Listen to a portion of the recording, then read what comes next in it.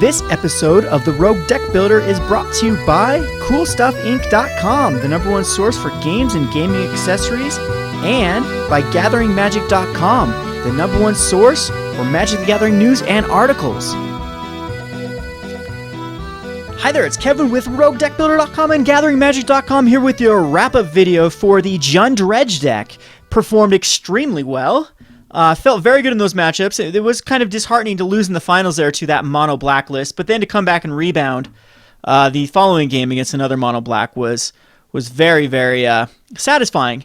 Even though that mono black did get a little hung up, but again, I got a little bit hung up in the finals against the other mono black, so kind of a little bit of an even draw there. As you do see with the mono black, testing so far, this deck has had quite the advantage versus mono black, especially in his Orzhov lists. It's kind of the Orzhov control list. As a lot of times the Thoughtseizes aren't the greatest card versus you. You can outclass the Desecration Demon. And again, mono black can still get kind of its silly draws where it has the perfect curve of 2, 3, 4 into 5 into a Grey Merchant of Asphodel draw. But still, you can have your draws into like a turn 3-night Lot Troll with Regenerate up, which puts him in a very terrible position, and go from there. So again, I think my one huge play mistake was the Lot Troll. Well, both those matchups too, you could kind of blame on me, as I did cast a double Lot Troll, thinking he did have a Bioblight, which he did end up having a Bioblight, and also the following game when I just decided to go for the kill by sacrificing the Deathrite Shaman to tap down his Desecration Demon. I probably should have done that the other way around on the next turn and not try to get all aggro on him and erase him. The deck, I think against black, what you need to do is just kind of wait them out, wait for them to tap out, and then go for your kill. And if I would have done that, I think I would have been in a lot better position. I would have been up an extra 7 life and had one more turn to top deck into something. So anywho, let's see here. Any changes I would make at this moment, I'm not sure.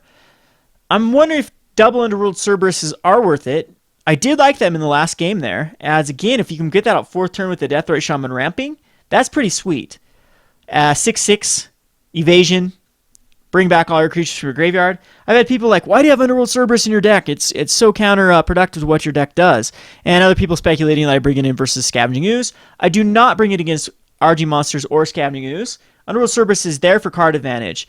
And also, if I have a Lava Troll in my graveyard, I can cast a Lava Troll and put everything back in the graveyard if I so choose. The deck doesn't absolutely have to have cards in the graveyard to win. And I have plenty of ways, again, to put them in the graveyard with just a 1 of Lava Troll, or just recasting Satyr Wayfinders and Grizzly Salvages and finding more stuff to put in the graveyard. So I'm definitely thinking that Underworld Cerberus is never a minus if you actually get all those cards back from the graveyard to your hand. It's always a plus. Again, another Domri, I like Domri a lot.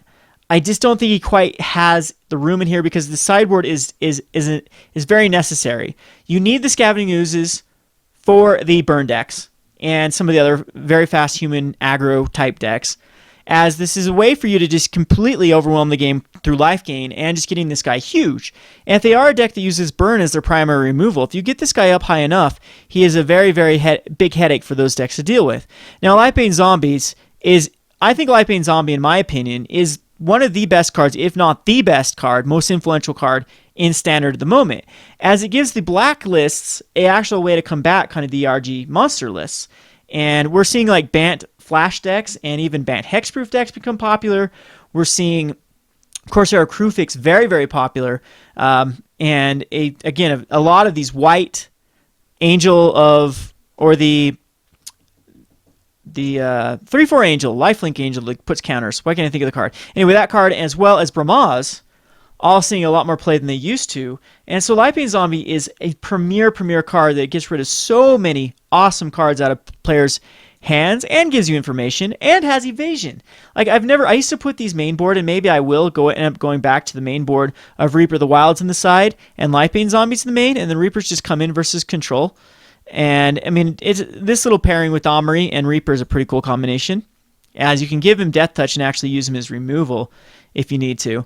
But again, I'm still messing around, still fine-tuning this deck for the perfect center play. But I think at this point it has proven itself as a contender. with now there's I have 2, and I haven't even joined many 8-man, so don't even take this out of context because I've been extremely busy lately and haven't had that much time to play Magic. I mean, it was just a week ago that I did go to the PTQ in Vegas and I'm top 8ing with this. Since then, again, I haven't tested this much, but since I have, I've probably I think I've only joined 4 8-man queues and lost round number 2 once, and in the finals this one, and then won two more of the 8-man queues. So I mean the deck is just doing awesome. And again, that isn't a high enough sampling size, even with the PTQ. I understand. I mean, a good sampling size is just hundreds upon hundreds of games, but so far so good. And I'm feeling very confident because this deck can win any matchup. There isn't a matchup that is incredibly terrible.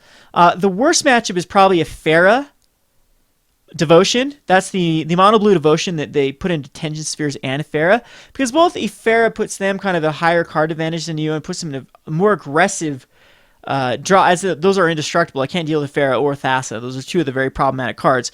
Master Waves a lot of times isn't problematic because he puts out a bunch of 2/1s that either have to chump block or I can just go over the top of him with a blood to the face. I have got some videos on my channel about actually beating mono blue.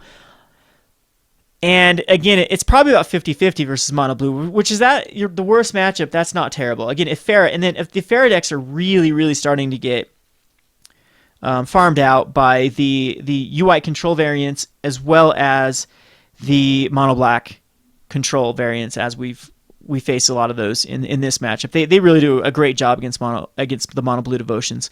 So control, this deck is very good. I've had very favorable matchups. I've tested this immensely versus Esper control, and it does very well.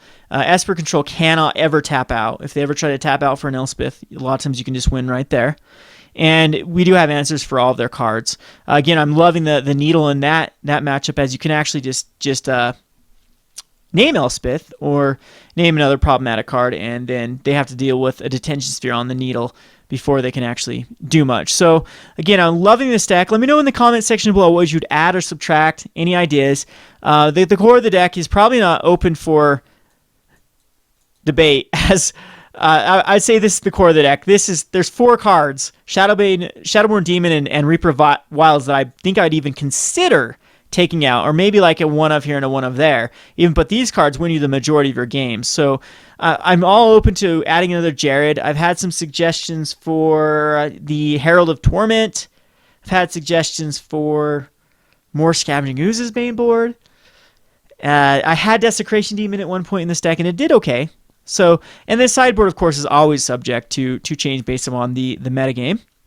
So you're definitely able to adjust this as you see fit against decks that you think would be problematic. If you think that you're going up against mono blue a lot, you can add more Golgari Charms, more Abrupt Decays, and more Bile Blights. And those are very, very, very, very potent cards against mono blue. If you think you're going up against more an Esper type deck, you can add more Domries. You can even add another Underworld. You can even add more Needles. You could go the Xenagos, either the God or the Planeswalker. I mean, the sideboard is very, very, very... having options to 3 colors makes your sideboard very, very potent. Anywho, I hope you enjoyed this. Again, I'm more than open to suggestions. So please, please, please, in the comment sections, let me know what you would do this deck. Test it for me. Let's see if we can actually take this to a higher finish than even the PTQ. I'm going to be running this at the Grand Prix Phoenix, so if anybody actually wants to meet me in person, I will be at Phoenix, Grand Prix Phoenix. I don't know when that is coming up, in a few months, I believe, and we won't have another set by then, will we? So I think this deck will be quite similar to what it is now. Anyway, that's enough rambling for now. I hope you enjoyed this match of the Rogue Deck Builder, sponsored by GatheringMagic.com. Thanks for watching.